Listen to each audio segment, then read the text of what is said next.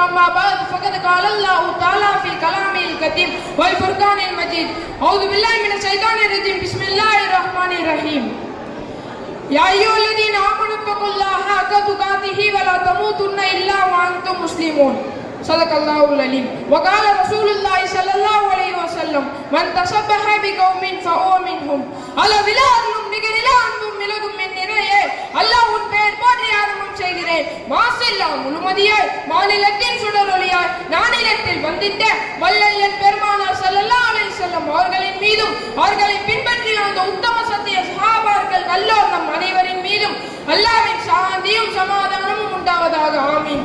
பெரும் மதிப்பிற்கும் மரியாதைக்கும் உரிய விழாவின் தலைவர் அவர்களே, கண்ணியம் நிறைந்த நடுவர் அவர்களே, சங்கைக்குரிய ஆலிம்களே, ஆன்றோர்களே, சான்றோர்களே, பெரியோர்களே, தாய்மார்களே, என் அன்பு சகோதர சகோதரிகளே, உங்கள் அனைவரிடத்திலும் சலாமுக்கு பதிலே எதிர்பார்த்தவனாக அஸ்ஸலாமு அலைக்கும் வரஹ்மத்துல்லாஹி தஆலா வபரகாத்துஹு.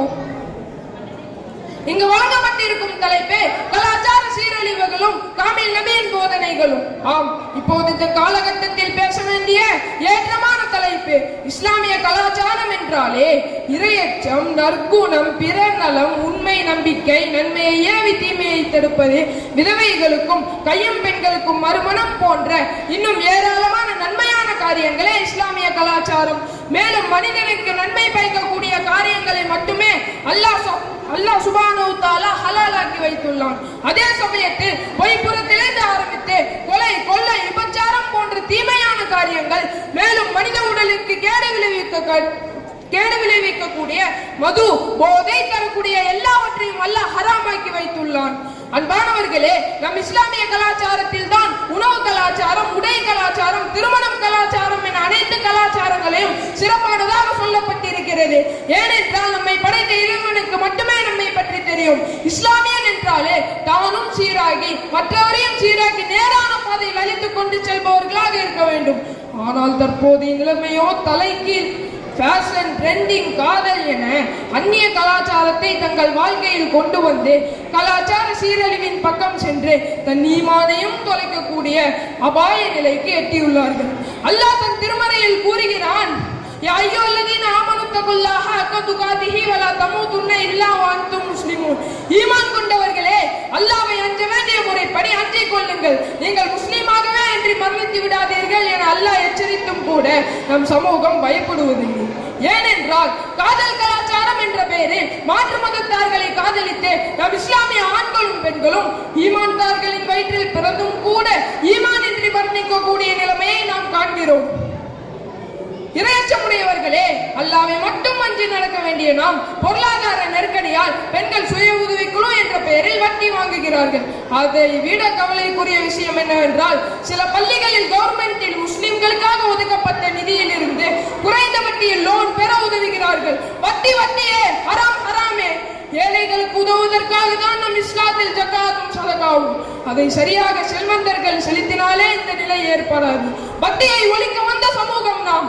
அல்லாஹ் தஆலா கூறுகிறான், எவரொருவர் அல்லாஹ்வையும் இறுதி நாளையும் உறுதியாக நம்புகிறார்களோ அவர்கள் பின்பற்றி நடக்க வேண்டிய அழகான உதாரணம் நிச்சயமாக அல்லாஹ்வின் தூதரிடமே இருக்கின்றது என்கிறார்கள். ஆம் அன்பானவர்களே, நபி ஸல்லல்லாஹு அலைஹி வஸல்லம் அவர்கள் வெறும் போதித்து மட்டும் போகவில்லை, மாறாக வாழ்ந்து காண்பித்து சென்றுள்ளார்கள். சாதாரணமாக அல்ல, கையும் பெண்கள், விதவைகள் என 11 மனைவிமார்களை வரதட்சணை இல்லாமல் மஹர் கொடுத்து நிக்கா செய்து ஹலாலான வாழ்க்கை என்றால் என்ன என்று 1400 வருடங்களுக்கு முன்பே வாழ்ந்து காண்பித்து புரட்சி செய்தார்கள்.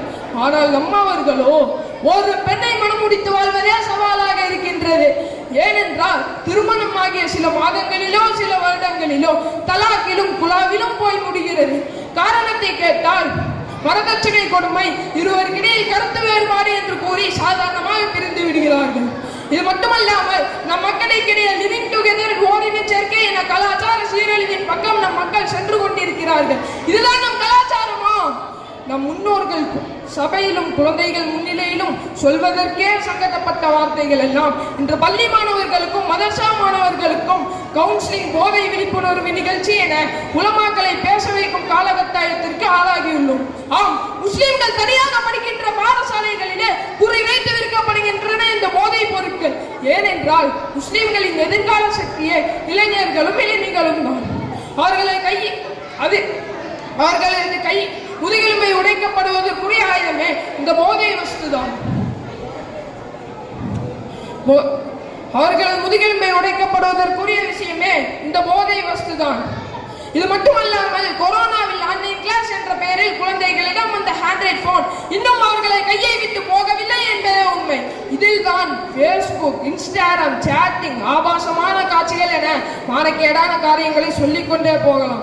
நபி ஸல்லல்லாஹு அலைஹி வஸல்லம் அவர்கள் கூறினார்கள், தொழுகை மானக்கேடான காரியங்களில் இருந்தே தடுக்கிறது. மானக்கேடான காரியங்களில் இருந்து நாமும் நம் மக்களும் நம் சமூகமும் பாதுகாக்கப்பட வேண்டும் என்றால் தொழுகை சீராக வேண்டும். தண்ணீர் பனிக்கட்டியை உருகுவது போன்றே நற்குணம் தவறுகளை கரைத்து விடுகின்றன. காணி நீர் தேனை கெடுப்பது போன்றே தீய குணம் அமல்களை கெடுத்து விடுகின்றன என நபி ஸல்லல்லாஹு அலைஹி வஸல்லம் அவர்கள் கூறினார்கள். மேலும் நபிகள் நாயகம் ஸல்லல்லாஹு அலைஹி வஸல்லம் அவர்கள் கூறினார்கள், யா அய்யுஹல்லதீன ஆமனுத்தகுல்லாஹ ஹக்க துகாத்திஹி வலா தமூதுன்ன இல்லா வ அன்தும் முஸ்லிமூன். ஈமான் கொண்டவர்களே, அல்லாஹ்வை அஞ்ச வேண்டிய முறைப்படி அஞ்சிக் கொள்ளுங்கள், நீங்கள் முஸ்லீமாகவே என்று மன்னித்து விடாதீர்கள் என்றார்கள்.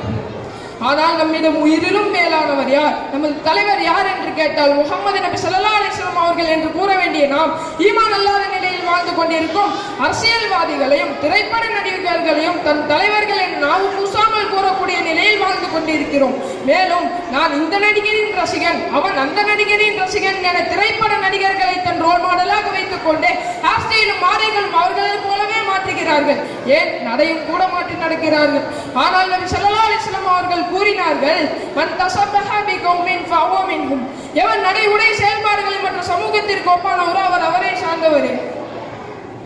எனவே நாம் நபி ஸல்லல்லாஹு அலைஹி வஸல்லம் அவர்களின் சுன்னத்தை பின்பற்றி வந்து கலாச்சார சீரழிவிலிருந்து விலகி நம்மை சுற்றி வாழ்பவர்களையும் கலாச்சார சீரழிவிலிருந்து மீட்டெடுத்து ஏழாம் பாதையில் அழைத்து கொண்டு சொர்க்கங்களில் உயர்வான சொர்க்கமாகிய ஜன்னத்துல் ஃபிர்தௌஸை அடைய அல்லாஹ் தௌஃபீக் செய்வானாக. ஆமீன். வாயித் தஹ்வானா அல்ஹம்துலில்லாஹி ரப்பில் ஆலமீன். அஸ்ஸலாமு அலைக்கும் வரஹ்மத்துல்லாஹி தஆலா வபரகாத்துஹு. அடுத்தபடியாக இறுதியாக